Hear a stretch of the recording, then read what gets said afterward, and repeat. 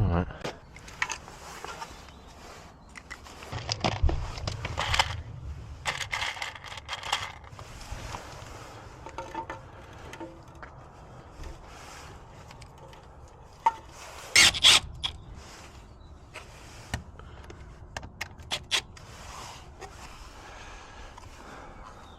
They don't look too damaged.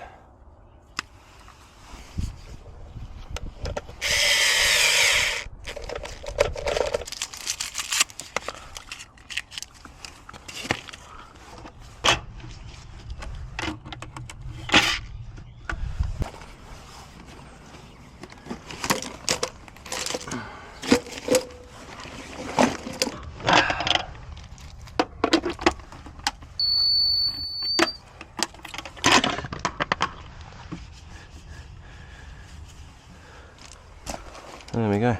So that one is done. That was a quick outside socket replacement job.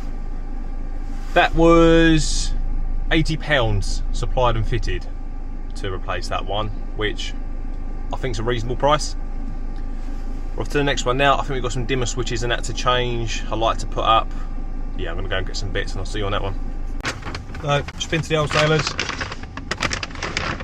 I use City Plumbing. Yes, believe it or not, they have an electrical department. Got Floodlight, a little snidey whisker box. Connect these ones are, that's for one job.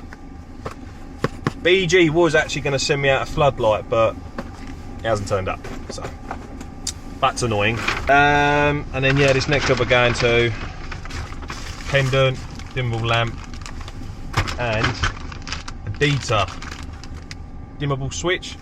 Now a lot of people don't like Data, however you pronounce it, but I've used it for a while now because I actually think the slimline stuff, the round edge stuff looks really nice. I have not had one switch go on me, one socket go on me, as opposed to using other brands that seem to go every other week. But yeah, right, see you on the next.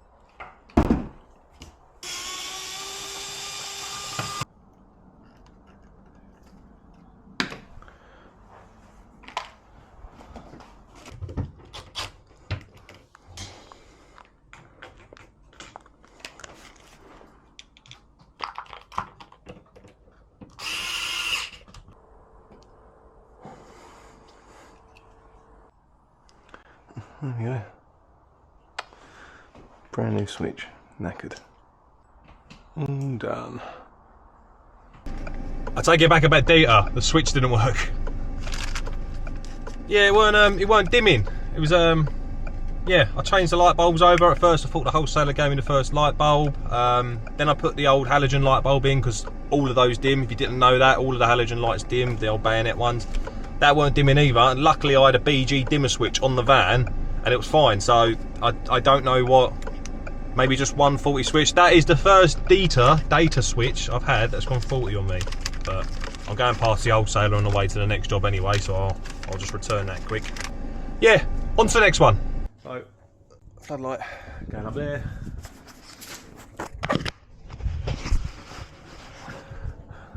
We had a look at a few pictures.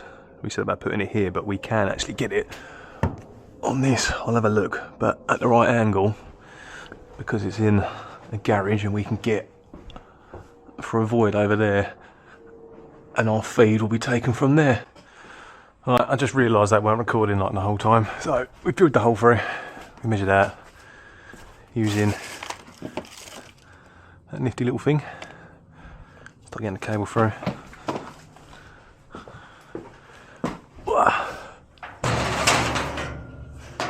Is that enough? Yeah, that's enough. Good old Doncaster cable, the earth shore.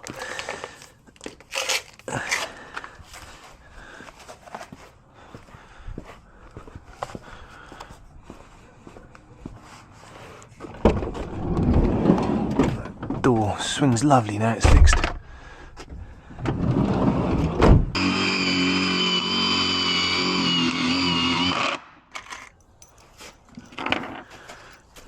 Actually, might make sense to put that on first. There we go.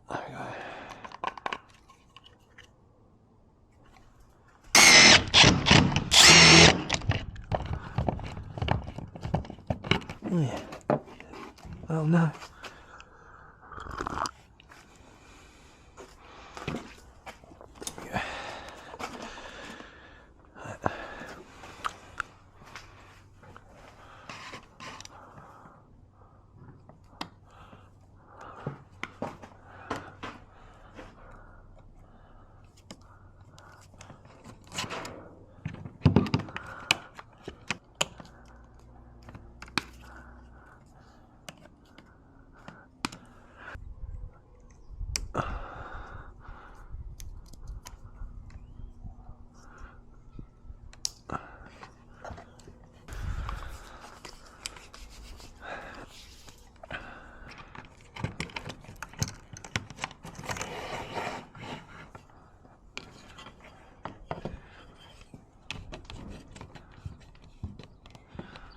Need to go mad with these, finger tight's enough, otherwise you'll rip the seal.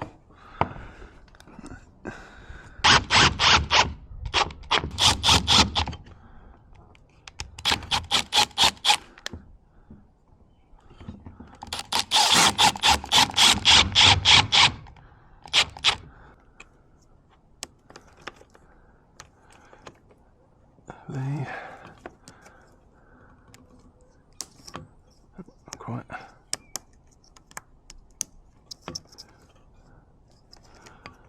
Lovely.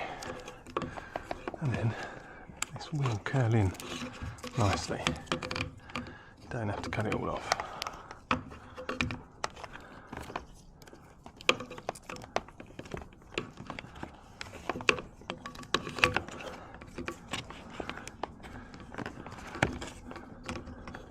Some people will be like, you should have just cut it, but look, if you ever want to move this, you can now. Cut the slack off. You can't, can you? Just tuck them in like that.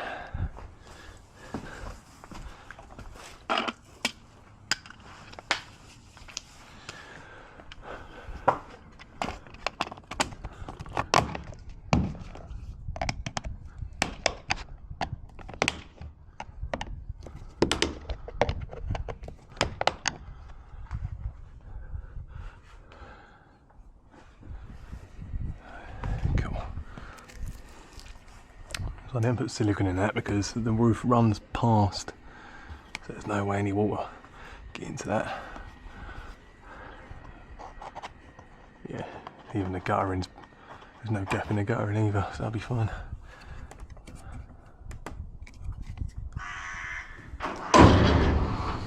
Yeah, nice. So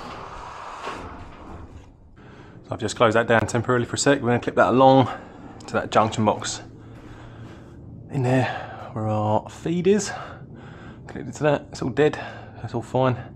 Let's get that clip quick. I'll take 2 of them, will be enough.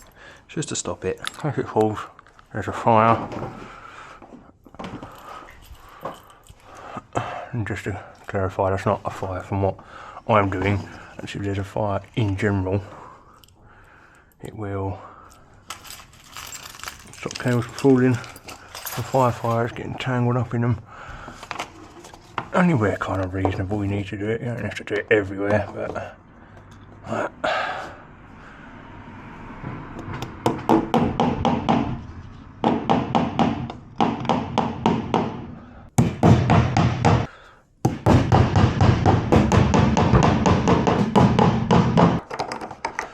right, so what we got, have they sleeved it? Probably not. It doesn't look like they have because that goes.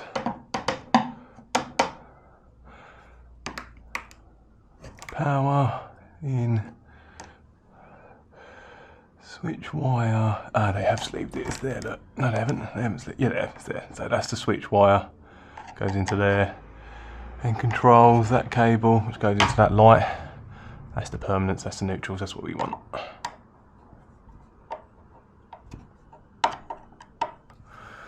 Now, some might ask, hey, why aren't you replacing that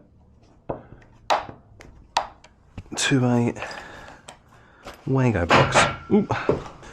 Because the answer is you don't need junction boxes are still more than acceptable, and I can't believe the amount of people ripping them out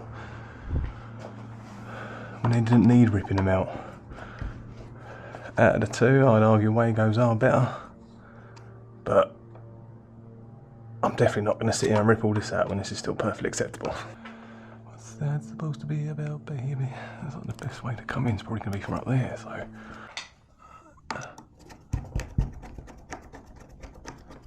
Wash it. Right, here we go. That's all done. I'm not going to put the hand over it because then the camera goes absolutely mental. But yeah, all done. So that is all done, and that is all the jobs that I've booked in for today. What I'd like to do now is 1 o'clock. I'd like to go home and I've got a load of quotations to send off now, which is lovely.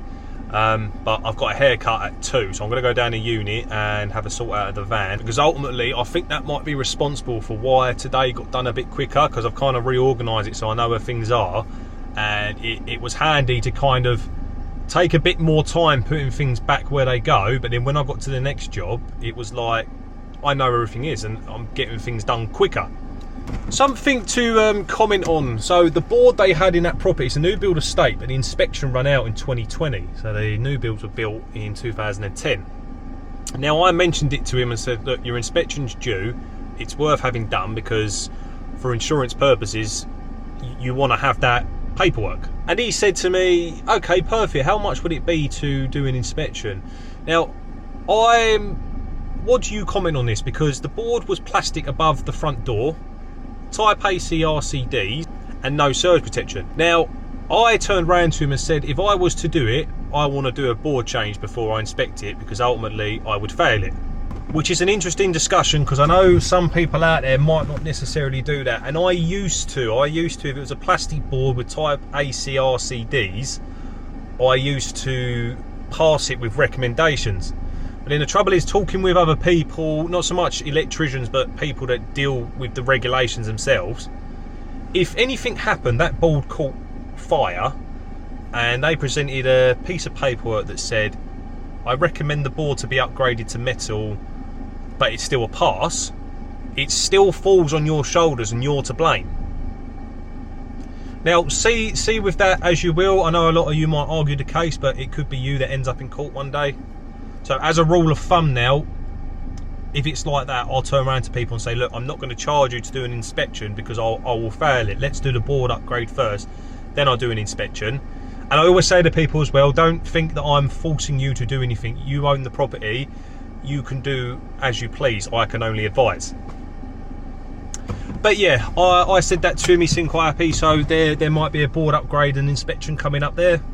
And then yeah, for the rest of the week, I think I'm subbing. I've got a few other little jobs, and then a Lex show on Friday. So I might get some footage with the GoPro there. I might not. That might just be a chill day of me talking to other sparks.